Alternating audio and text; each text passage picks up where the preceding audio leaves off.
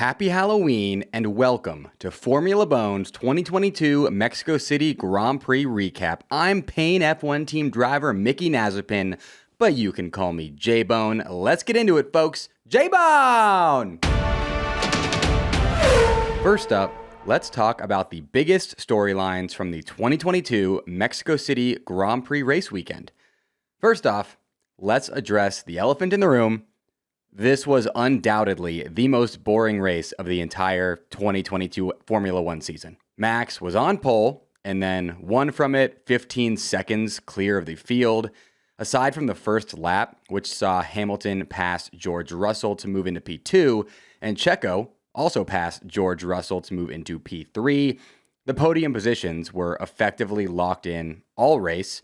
Checo pretty much lost all hope of passing Hamilton after a bad pit stop that was so sad, and Lewis definitely lost all hope of passing Max after a combination of Max's medium tires proving more durable than Mercedes anticipated, and Lewis's hard tires not performing as well as expected, which kind of seems like something they would have, recognized by now at this point in the season, where I feel like the hard tires have never worked for Mercedes, but I digress. Along with the boring podium battles, there weren't really any other battles to write home about either. The two most entertaining ones both ended in penalties, with Gasly running Lance Stroll off the track and getting a 5-second penalty, and Ricciardo yeeting Yuki Tsunoda out of the race and getting a 10-second penalty. Speaking of Danny Rick, he won driver of the day despite ending Yuki's race because he was literally the only driver doing anything cool when his medium to soft one-stop tire strategy ended up being the correct one, and he was able to make his way from P13 all the way up to P7, building up a 12-second gap to the car behind him in the process that completely negated his 10-second penalty. More on that later. Next, reliability issues ruined Fernando Alonso's race once again. Alonso has proven this season that if Alpine can give him a reliable car, he will most likely get points in it. Out of this season's 20 races, Alonso has finished 15 of them and scored points in 13 of those 15 races. However, Alpine has proven in the back half of this season that they don't like giving Alonso a reliable car, with this marking his third mechanical DNF in the past 5 races. Surely, that is not part of El Plan. Side note, I have a question about El Plan. Will El Plan transfer from Alpine to Aston Martin next season? I think that depends on whether or not El Plan is a Fernando Alonso thing or an Alpine thing, and I'm not totally sure which one is the case, so let me know in the comment section. Next, the driver to fill Haas's second seat has still not been announced yet somehow, which is wild. Williams are already out here announcing their driver for next year, who's not even eligible to be in F1 yet, and Haas still can't even announce their second driver, who presumably will be eligible to be in F1 based on the current candidates. So, still waiting, Gunther. Come on. And after all was said and done, Max won the race handily and set a new record for the most wins in a single Formula One season with 14. And Checo, of course, podiumed, which meant we all got to see his dad's bazillion-dollar smile. It is now unfortunately time to check in with you all regarding how my 3 bona fide race predictions fared at the Mexico City Grand Prix. My first race prediction was that Checo Perez would win the Mexico City Grand Prix, and he did not, much to the dismay of everybody in the entire world except for Max and his dad. Max is lucky that Checo had that bad pit stop and thus was stuck behind Hamilton all race, because if Max had been the sole reason that Checo didn't finish P1, I think he would have lost a few tens of millions of fans. My second race prediction was that Red Bull would finish 1-2 at the Mexico City Grand Prix. And they would have if they didn't botch Checo's pit stop so badly. So I'm going to give myself a half point here and will not be fielding any questions on the matter like I'm Red Bull and you're Sky Sports. My third and final race prediction was that Alex Albon would finish in the points at the Mexico City Grand Prix, and he would have if Ricciardo and Gasly had been correctly punished for their incredibly awful and unsportsmanlike penalties by both being disqualified from the race. So I'm going to also give myself a half point here, and again, will not be fielding any questions on the matter like I'm Max Verstappen and you're Ted Kravitz.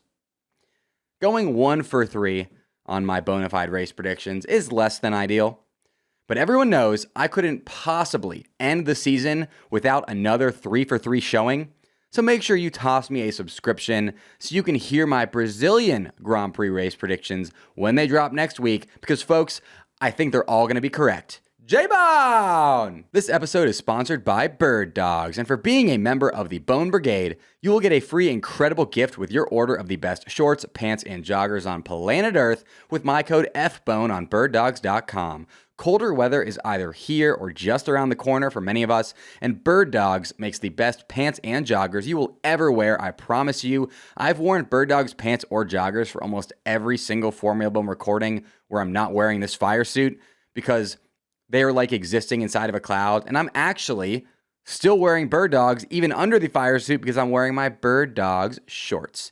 You can do anything in Birddogs. Wear them while watching Formula One, working out, playing sports, sleeping, yeeting Yuki Tsunoda out of an F1 race, and even swimming.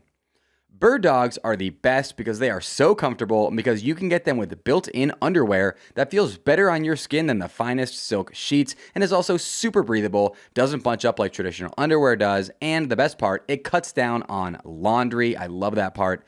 As far as the free gift goes, it can be any number of crazy gizmos and gadgets, such as a rope hat, a dad hat, a tumbler, a pair of nunchucks, a whistling football, and so much more. So go to birddogs.com right now, enter promo code FBONE, and they'll throw in that free gift with your order. You will not want to ever take your Birddogs off, I promise you. There's a link for that deal in the description of this episode. Next up, it's time to respond to some Mexico City Grand Prix themed voicemails left by members of the Bone Brigade just like you on the Bone Phone. If you're new to Formula Bone, welcome. Happy to have you here.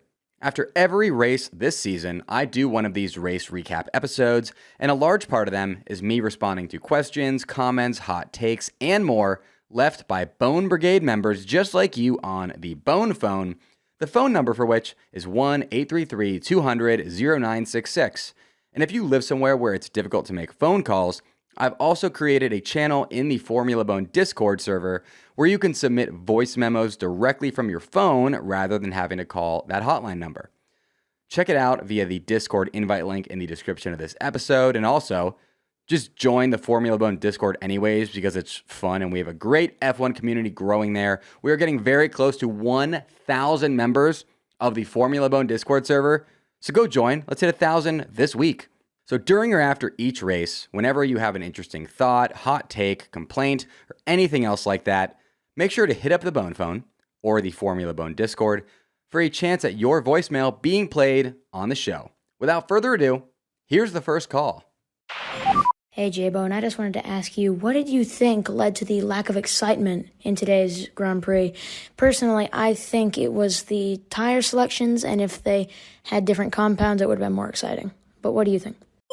While this race was certainly boring, I actually think it is one of those races where all it would have taken to take this race from boring to average would have been the addition of just one moment of high drama.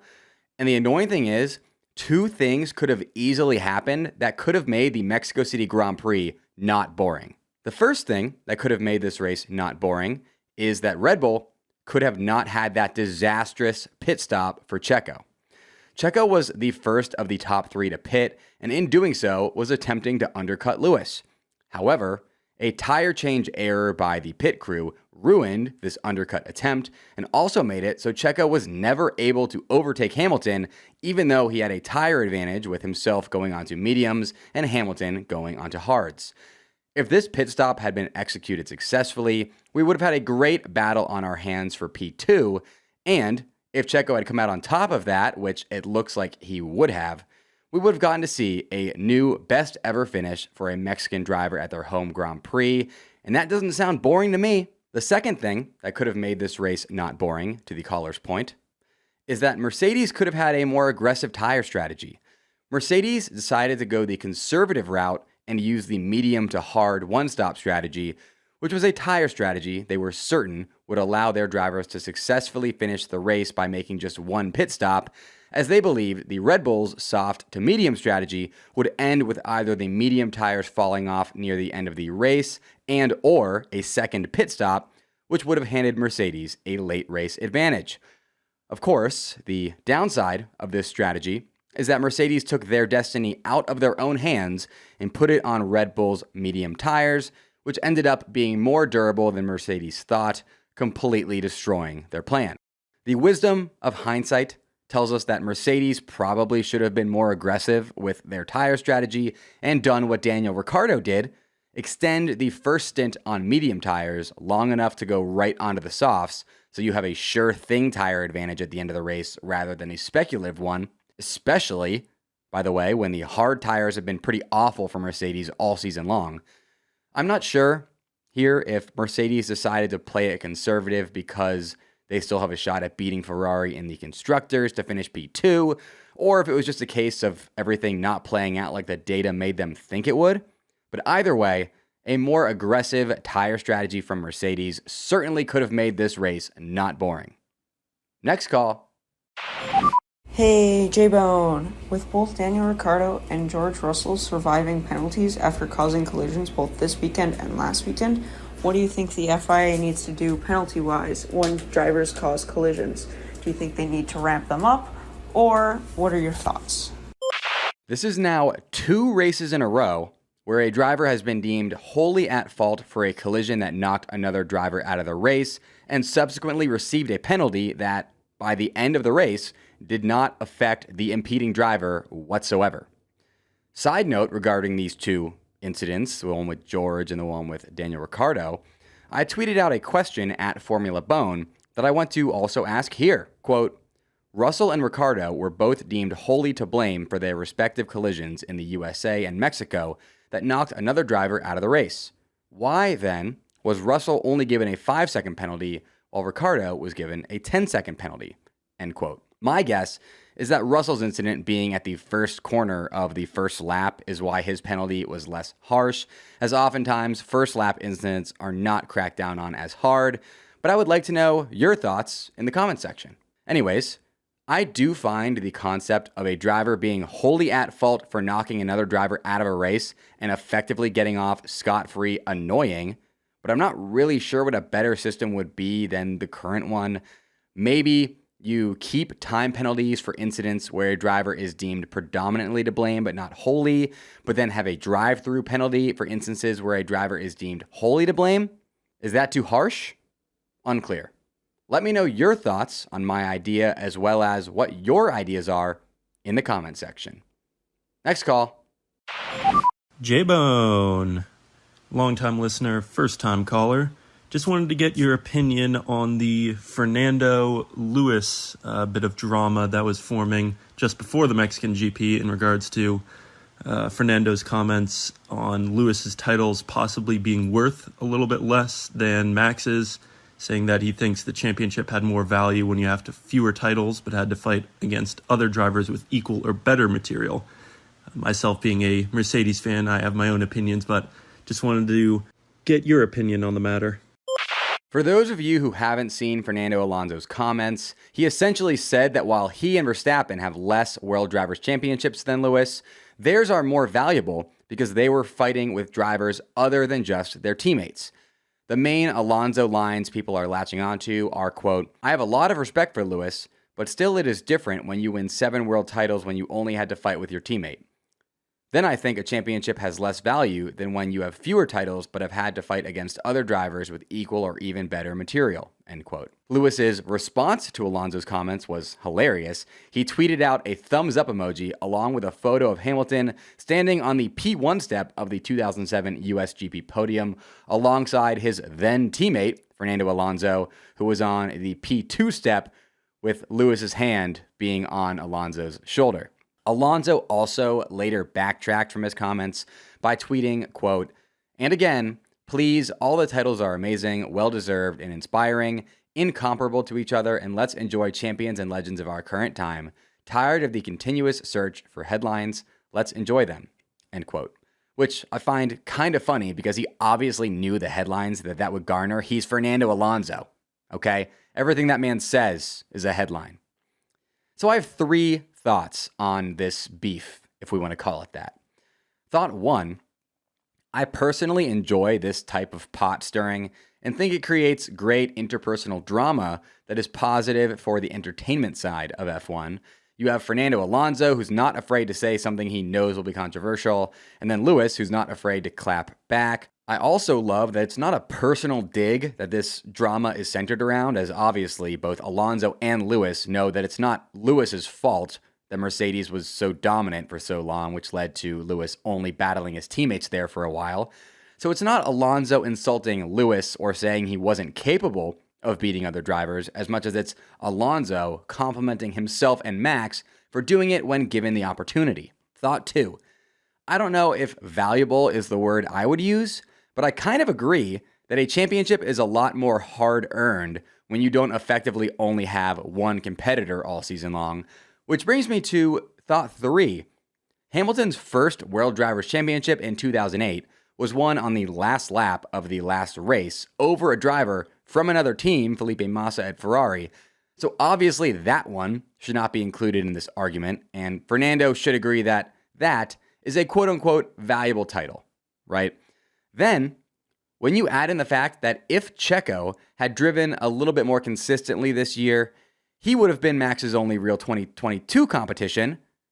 That kind of negates this season for being included in Max's quote-unquote valuable title list, which would mean Max's only quote-unquote valuable title would be last year's title, which makes Alonso saying Max has more valuable titles than Lewis, or even the same amount of valuable titles as Lewis, a lot hotter of a take than it is at face value. That's it for today's episode. If you want to support Formula Bone and are able to, I'd really appreciate it if you bought a piece of Formula Bone merch available now on bolenmedia.com/shop. I've placed a link to the Formula Bone shop in the description of this episode. And if you're looking for a free way you can support Formula Bone, just toss the YouTube video of this episode a like and my YouTube channel a subscription. For Formula Bone updates between now and my Brazilian Grand Prix preview episode next week, you can join over 900 members of the Bone Brigade in the Formula Bone Discord server via the invite link that I've placed in the description of this episode. And you can follow me on all social media at Formula Bone and at my real name, Jared Borislow. That's at JaredBorislow. Until next time, folks, J-Bone!